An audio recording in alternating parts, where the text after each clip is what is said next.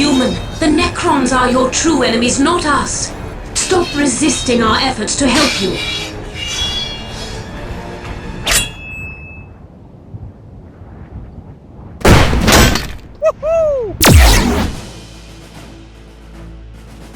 The rules are simple.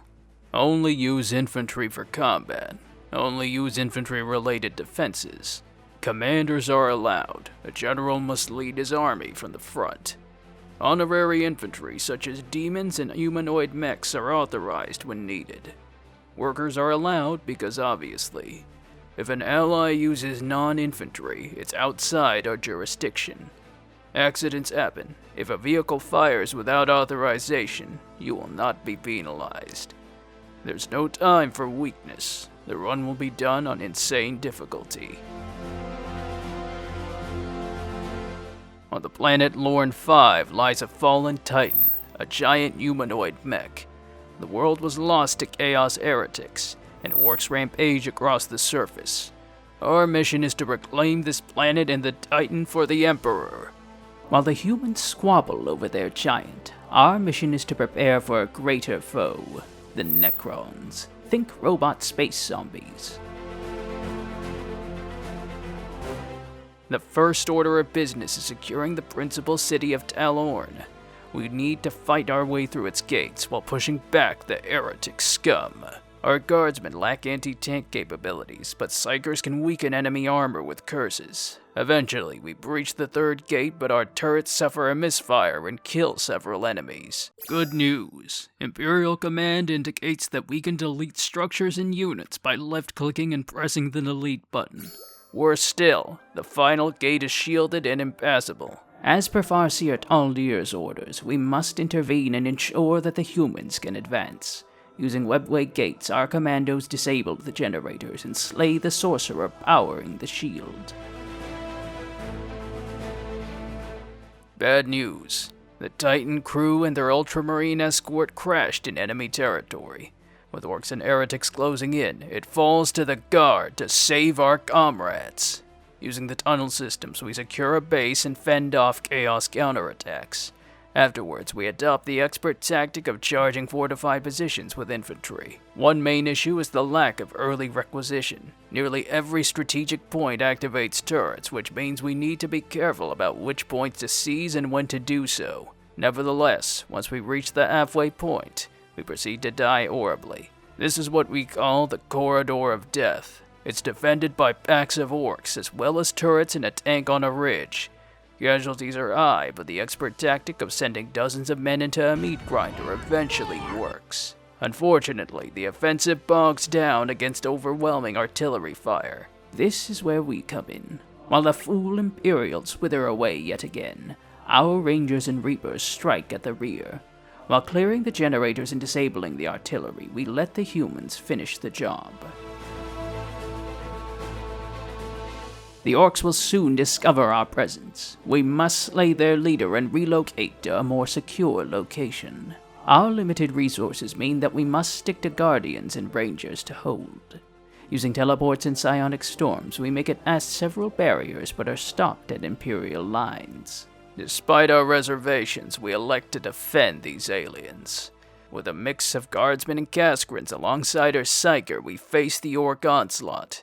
Now, one might object to using airstrikes since they're not infantry-based, but as you can clearly see, the strike is summoned by Stern. Initiate strafing run! So it's clearly an infantry-based power, from a certain point of view. While the orcs send storm boys to attack our flank, the Eldar forces serve as a good meat shield. Unfortunately, there doesn't seem to be a way to beat this mission with infantry only. Even if we delete the turrets, the final attack is still insane. Unfortunately, the Squiggoth comes in and completely annihilates our remaining forces, forcing us to use the non-infantry Baneblade to finish the orcs off. Nearly there. Varnus and the Ultramarines are escorting the Titan crew behind the shielded Titan. We need to ensure that they reach safety. The initial route is blocked by Chaos forces, so we divert to a northerly path, allowing us to control a base. While our allies use non-infantry, we guardsmen need no such weaponry. Keep going! You're good! You're good! cap and we'll buff out those scratches. It quickly becomes clear that our foes are prioritizing the convoy, so using the expert tactic of running away and standing still, we keep their attacks at bay. Eventually, we take command of the control point and escort the vehicle to the end. The Eldar are more than happy to stay behind and die. The Imperials are heading to the Titan, where a barrier will delay our enemy. We must reach it first to ensure the Soul Stone may be used on the Necrons, and the Titan does not fall into Imperial hands. Our first priority is to reach the generators powering the shield. To do this, we send our Rangers, Guardians, and support platforms to create footholds. Objection noted. Support platforms are counted as infantry according to the game. Objection dismissed. Rather than wait until we've secured a closer base, the Farseer elects to break our alliance immediately, forcing us to teleport our Bone Singers behind enemy lines and sneak by. While the convoy reaches the gate, they just stand there. Menacingly! It seems the Imperial Guard needs to control a critical location and be present at the gate to proceed. Taking advantage of this blessing, we teleport a Bone Singer past the gate and get our base through. Our fight is not yet over. We must construct 6 generators to activate the Titan guns. Unfortunately, Command accidentally constructed bolter turrets near each point. Nevertheless, we use a mix of guardsmen, Caskrins, assault, and space marines to hold each entrance. As mentioned previously, these turrets can be deleted. The best approach without turrets is rushing the generators. Otherwise, the Chaos and Ork raids will overrun our perimeter. Surprisingly, the Necrons show up and quickly wipe out Chaos and the Orks. However, the generators finish, allowing us to use Titan cannons. Objection noted. The Titan is a gigantic humanoid mech, making it honorary infantry. Objection dismissed. With the cannons ready, the monoliths fall and victory is ours. Putting aside that delusion, following our victory, the Necrons draw near. They deploy 2 types of enemies, warriors and monoliths. The former are slow-moving, durable machines. The latter are slow-moving, durable pyramids. While the plan is to use the Soul Stone to deal with them, it's not infantry. Instead, we get a mix of Reapers, Fire Dragons, and Bright Lances to fight the monoliths. To counter their weaponry, we use Bone Singers to Wraith Tomb and Taldir to Storm. Eventually, the first monolith falls, but more Necrons deploy to the surface. While the second monolith attempts to phase away after Wraith Tombing and Fire Dragons, it falls as well.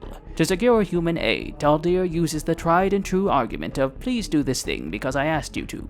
Surprisingly, it works, allowing us to use the humans as meat shields. Fortunately, the rest of the monoliths don't bother moving into our base, but the warriors still march towards us. Worse still, the Orks and Chaos threaten our flanks. To protect our rear, we use a mix of Grav and Bright Lance platforms as well as Reapers to distract the enemy. After destroying the last monolith, the Titan's guns become unstable for some reason and we leave the humans behind to blow up. The loyalist scum wish to retake Lorne 5. They'll fare no better than their beloved Emperor. But as the followers of Khorne, we need blood. Lord Krull believes controlling the Titan will provide us with plenty. All right, listen up. We Orks are here for one reason, and one reason only. War! The boss wants the heads of all them leaders, Stern, Taldir, and Krull. But first we gotta gather the boys. He's stubborn, but smashing up their banners will turn them to our side. First, we need the tank busters. Then we go to town. Afterwards, we send all the boys to the Chaos Space and raze it to the ground. I'm so sorry. The fool Gorguts has been downed in our territory, and Lord Krull wants his head. Wait, that voice. It's time to finish this once and for all! Activate proton cannon! Armada Starscream is best Starscream. Sadly, our weak thralls suffer a misfire with our turrets, and prove useless at besting the war boss. As mentioned, these turrets can be deleted. After summoning berserkers, we hunt down Gorguts, who hides behind a shield. After locating the shield generator and destroying it, the Imperial Guard intervenes. The stupid Chaos Boys are just working together. But the only boys Orks need are more Orks. After reuniting with the boys, we slugged them Yumis good. The boss wants Stern's head. After smashing our boys at the front several times, we go around them Yumis and pound them from behind. Stern's head looks good on the boss's pointy stick. With the brutes gone, we need more blood for the Blood God. After banishing our non-infantry, we secure a foothold in the southeast and begin seizing squads of guardsmen with our sorcerer. To counter enemy armor, we call upon the powers of the warp and use a mix of possessed marines, berserk fury, and doombolt. Eventually, the blood is secured, but the Eldar summon an avatar, forcing us to use the Bloodthirster to slay it. Thankfully, Khorne has decreed demons as honorary infantry. They use the infantry cap anyways.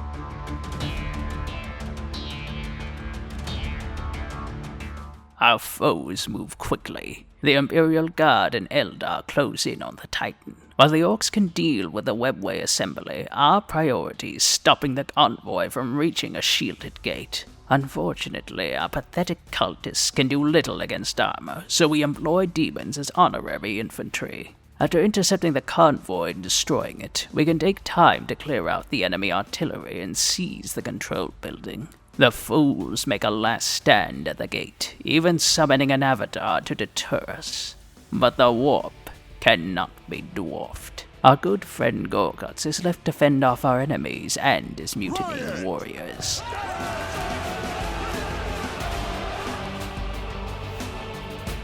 Of course, if you want to win a real warg, you can play as the Orks. Unfortunately, it seems this here mission's been designed by some Gretchen-loving knob. Apparently, it's bugged. Unlike the rest of them weak humans and Eldar, we don't get no stinking resources. Now, we could keep restarting till the mission loads properly. But we're Orks. We don't need no damn restarts. If we can't fight a long walk, we'll fight a short walk.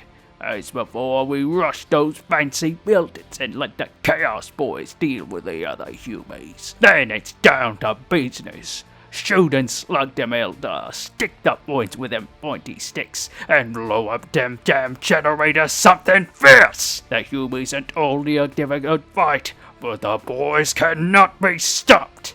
And weakling Kroll calls for the boss, but he got something to say to that. The Titan is worthless to me. That's why I'm gonna pound it into scrap. You can't! The Titan Dominatus is one of the greatest war machines ever constructed! Wrong, you git. The greatest war machine is the Ork War. We don't need no damn king contraption to be strong. We is strong.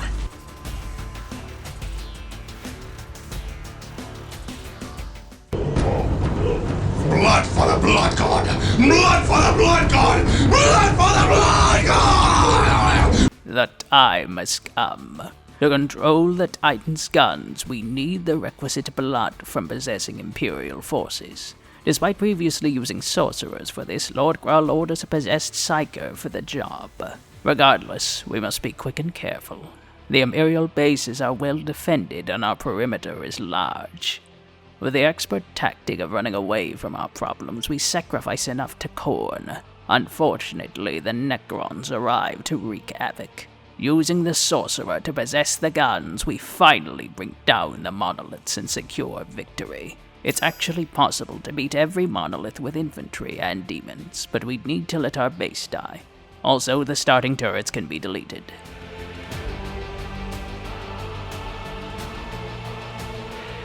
Time for the boys to smash up that Titan. That'll get Kroll real mad. Then we can take his skull. The Imperial humans are still crawling around too, but we kill them easily. Suddenly, them greenstones come out of the sky. Necrons. We don't got no Necron skulls. Thankfully, undead contraptions are no match for rockets. Afterwards, we smash what's left of the Titan and finish off Krull. You obviously can't beat this with infantry only. There's too many missions that force you to use turrets or super units to win. But how many can be done with infantry only? We'll count mission 4 for each campaign twice, since you can complete each with 2 different factions. For the Order campaign, 4 out of 7 missions can be done with infantry only, 57%. No Retreat activates a wall of turrets to shoot Orks after the 3rd gate. Between a stone and an axe has more turrets and too many Orks to beat with infantry alone. And Titan of the Emperor has yet again too many turrets. All turret issues can be dealt with through the aforementioned delete method. The count has been revised to 6 out of 7 missions, 86%, that can be done with infantry and honorary infantry. Between a stone and an axe still needs the Baneblade for victory. For the Disorder campaign, 2 out of 7 missions can be done with infantry only. If we include missions with honorary infantry, such as demons, this increases to 5 out of 7, 71%. Hunter has more unavoidable turrets and Titan of Khorne, as the AI literally run into them just to spite us. As mentioned, all turrets can be purged. The count has been revised to 7 out of 7, 100%. That can be done with infantry and honorary infantry. The grand total is thus 13 out of 14 missions, 93%. Next up is Dark Crusade. Remember, Pathological Liar. Sign up for early access, work in progress updates, ad-free videos, and more. Shoutouts to Time, Gladys Marino, Appy Akrit, Jen Tu Wong, Michael Phillips, and Mike Pierce for supporting the channel. If you enjoyed this video, make sure to like, share, comment, subscribe, and betray your allies twice in a row to beat up some robot space zombies.